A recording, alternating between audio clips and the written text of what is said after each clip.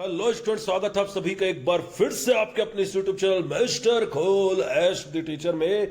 तो दोस्तों, आज मैंने एक दूसरे वीडियो की तैयारी कर ली थी और वो थी कि भाई मैं क्लासेस कब से लेने वाला हूं। उस क्लासेस का शेड्यूल जैसा कि मैंने कल की वीडियो में आपको बताया था कि किस में लूंगा, कब से लूंगा, क्या क्या सब्जेक्ट लूंगा, इसकी मैंने तैयारी कर ली थी।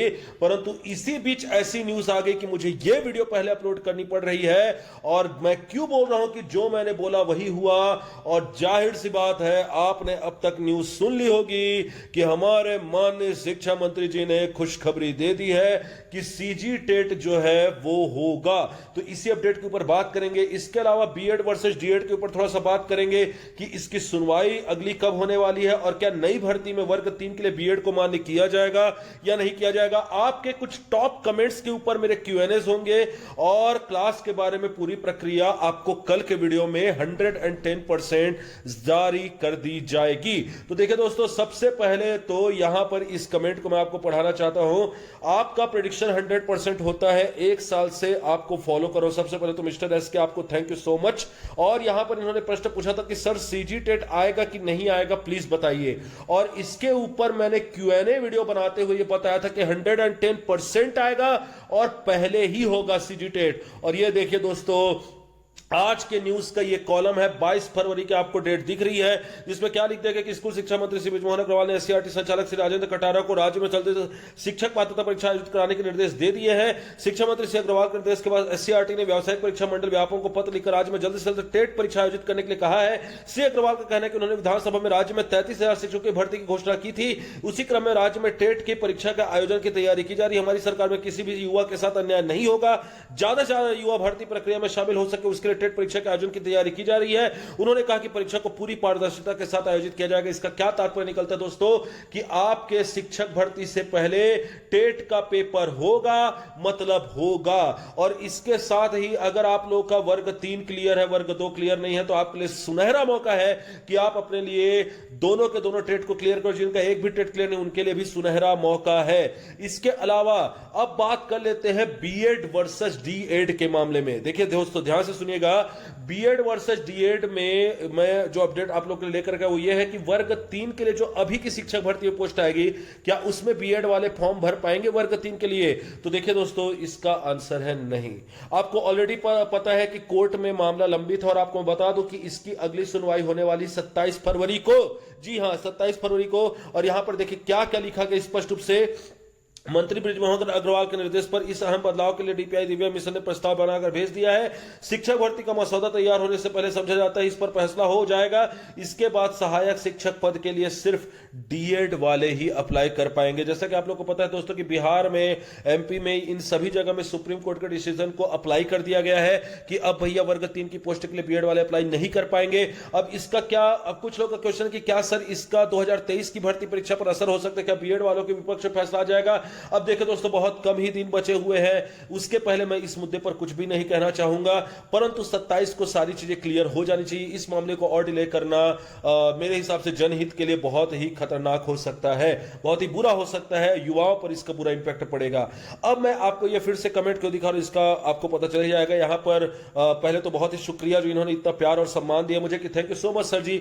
आपके सभी प्रेडिक्शन हमेशा से 100% सही रहते हैं। आपकी बहुत बड़ी फॉलोवर हूं मैं और काफी टाइम में आपके सभी वीडियोस को देखती हूं। आप हमेशा से पॉजिटिव ही बात बताते हैं sir, thank you once again. आप खूब तरक्की करें सर, आपकी वजह से बहुत से लोगों का प्रॉब्लम और डाउट के सॉल्यूशन हो जाते हैं। देखिए दोस्तों, इसी तरीके की तारीफ के लिए और इसी तरीके के एप्रिसिएशन के लिए एक यूट्यूबर बहुत ही मेहनत करता है और मेहनत करके आप लोग के सामने कंटेंट लेकर के आता है। तो सबसे पहले तो इस मेहनत को अप्रिशिएट करने वाले लोगों का मेरी तरफ से तहे दिल से शुक्रिया, जो आप लोग मेरी इस मेहनत को अप्रिशिएट करते हैं और आप लोग परखते हैं, देखते हैं चीजों को।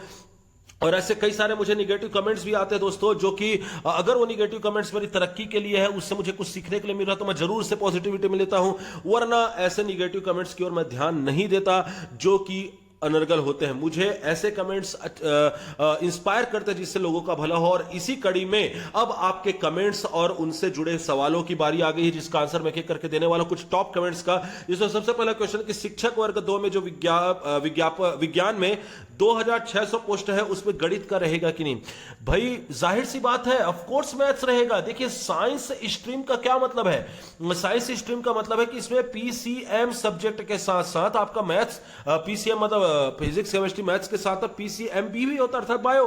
तो बायो वाले भी एलिजिबल है और मैथ्स वाले भी एलिजिबल है। इसमें किसी प्रकार की कोई भी दुविधा, तकलीफ, परेशानी, समस्या की बात ही नहीं है। तो बिल्कुल बिल्कुल बिल्कुल रहेगा। दूसरा प्रश्न है कि सर जी सिलेबस चेंज होगा या नहीं, या वही रहेगा, प्लीज बताइए। देखिए दोस्तों, इस बार चूंकि विषयवार भर्ती हो रही है तो आपको 2019 के पेपर को फॉलो करना चाहिए। जिस प्रकार का सिलेबस 2019 के भर्ती परीक्षा में रहा है, ऑलमोस्ट उसी प्रकार का सिलेबस जो है इस बार भी रहेगा। तो इसके लिए किसी प्रकार की कोई भी ज्यादा दिमाग लगाने की आवश्यकता नहीं है। अब बात करते हैं, सर ग्रेजुएशन के पहले टेट पास कर सकते हैं क्या, दोनों लेवल का, अगर डीएलएड कंप्लीट हुआ है तो? देखिए दोस्तों, इसका ये बहुत ही बढ़िया क्वेश्चन है, लेकिन इसमें थोड़ा सा कॉमन सेंस की भी जरूरत है। देखिए, अगर आपका डीएलएड कंप्लीट है तो आपको टेट देने से कोई नहीं रोक सकता। आप बिल्कुल टेट दीजिए, कोई दिक्कत की बात नहीं है। आप 2 और 3 दोनों पास करिए, आपको पास होने से कोई नहीं रोकेगा। परंतु यदि आपका शिक्षक भर्ती में सिलेक्शन हो जाता है, शिक्षक भर्ती में चयन हो जाता है, उस समय तक आपका ग्रेजुएशन कंप्लीट होना कंपलसरी रहेगा दोस्तों। तो इस बात का आप ध्यान रखिए कि बिल्कुल आप डीएलएड कंप्लीट होते ही वर्ग 2 और 3 दोनों के लिए पेपर दे सकते हैं, लेकिन शिक्षक भर्ती के पहले, याद रखिएगा, पहले आपका ग्रेजुएशन कंप्लीट होना जरूरी रहेगा। अब बात करते हैं कि सर जी 27 फरवरी को हाईकोर्ट का फैसला डीएलएड के पक्ष में आ जाएगा तो प्रक्रिया धीमी हो जाएगी क्या सर जी?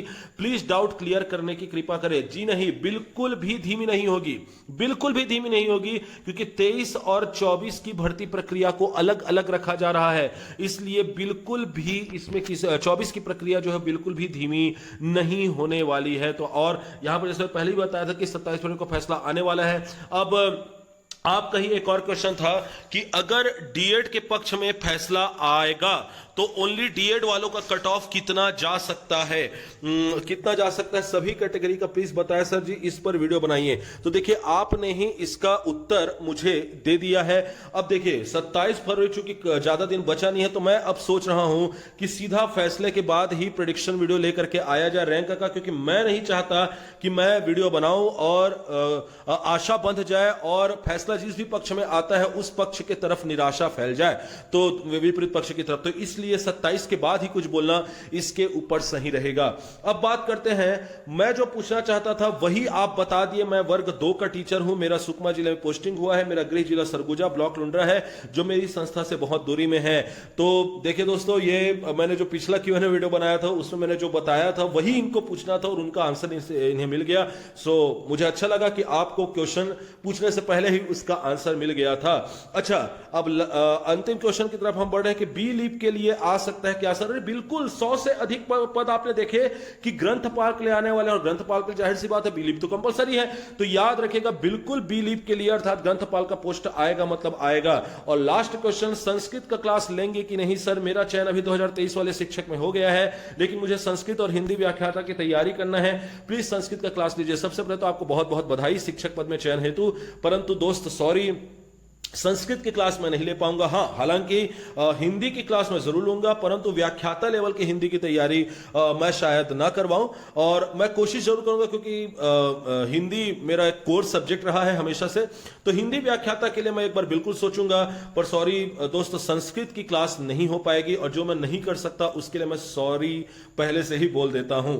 सो संस्कृत की क्लास नहीं हो पाएगी। तो देखा दोस्तों, आप लोगों ने, आपके सारे कमेंट्स, आपके सारे मैसेज मेरे लिए कितने ज्यादा महत्वपूर्ण होते हैं, उन सभी का मैं एक एक करके जवाब देता हूं दोस्तों। और मैं क्यों कर पाता हूं ऐसा, कि आप जब मुझे कमेंट करते हैं या जब मुझे मैसेज करते हैं, तो अगर आपको ऐसा कोई प्रश्न पूछना है जो आप इंस्टा में मुझसे पूछा था, तो इंस्टा में आपको आके मुझे पहले फॉलो करना पड़ेगा। अगर आप फॉलो करेंगे तभी आपका मैसेज रिक्वेस्ट मुझ तक पहुंचेगा दोस्तों। इसके अलावा टेलीग्राम चैनल को जरूर ज्वाइन कर लिए अगर आपको क्लास टेस्ट की डिटेल्स जाननी है तो।